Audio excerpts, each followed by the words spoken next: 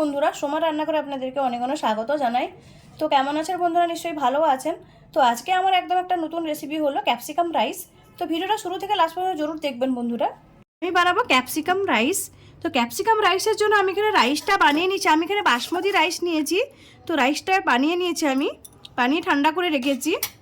তো এদিকে আর কি লাগবে, এখানে আমি নিয়েছি কাঁচা লঙ্কা দুটো নিয়েছি, লম্বা করে কেটে রেখেছি। ক্যাপসিকাম নিয়েছি, লম্বা করে কেটে রেখেছি।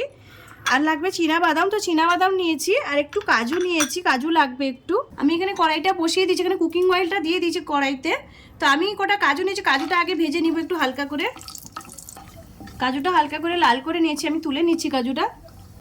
এবার আমি ফোড়নে কালো সর্ষে দিয়ে দিচ্ছি, বাদামটা দিয়ে দিলাম।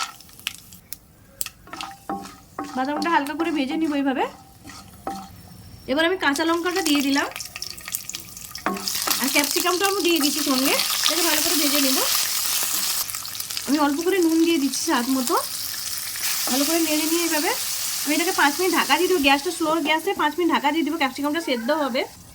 5 মিনিট হয়ে গেছে, আমি ঢাকাটা খুলে নিচ্ছি। দেখুন সুন্দর করে সেদ্ধ হয়ে গেছে। এবার আমি এখানে লাল লঙ্কার গুঁড়ো দিচ্ছি, হলুদ দিচ্ছি অল্প করে গোলমরিচের পাউডার দিলাম। এটাকে ভালো করে মিক্স করে নিব এইভাবে। এবারে ভাতটা আমি ঢেলে দিব, এটাকে ভালো করে মিক্স করে নিব এইভাবে। আমি আর একটু নুন দিয়ে দিব, অল্প করে ক্যাপসিকামে নুনটা দিয়েছিলাম। তো এটাকে ভালো করে মিক্স করে নিব এইভাবে। দেখুন এটাকে ভালো করে মিক্স করে নিয়েছি। ক্যাপসিকাম রাইসটা দারুণ খেতে হয়। আমি এখানে বাসমতি চাল নিয়েছি, আপনারা চাইলে নর্মাল চালটাও নিতে পারেন। নর্মাল চালেও ভালো হয় খেতে। আর আমি যে পদ্ধতিতে বানালাম আপনারা একবার ট্রাই করবেন ক্যাপসিকাম রাইসটা। দেখুন আমার রাইসটা রেডি হয়ে গেছে। এখানে আমি একটু গরম মশলা পাউডার দিব, অল্প করে গরম মশলার পাউডার ছড়িয়ে দিলাম।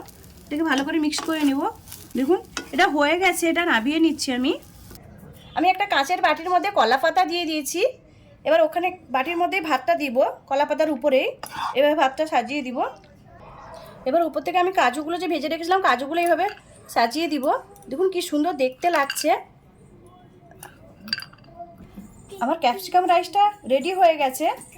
তো এই রেসিপিটা যদি ভালো লাগে লাইক করুন, শেয়ার করুন, সাবস্ক্রাইব করুন, আর আমার কমেন্ট করে জানান আমার ক্যাপসিকাম রাইসের রেসিপিটা কেমন লাগলো। ধন্যবাদ বন্ধুরা, ভালো থাকেন।